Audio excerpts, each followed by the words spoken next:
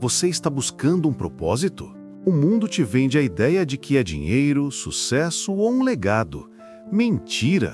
A Bíblia tem um diagnóstico chocante. Você está separado do seu propósito original. O problema não é seu trabalho, é seu estado.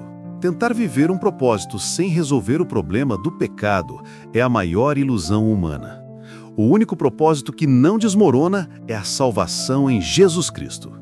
Ele não apenas te dá um propósito, ele é o seu propósito. Sua cruz é a sua resposta final, é o que te resgata da morte eterna.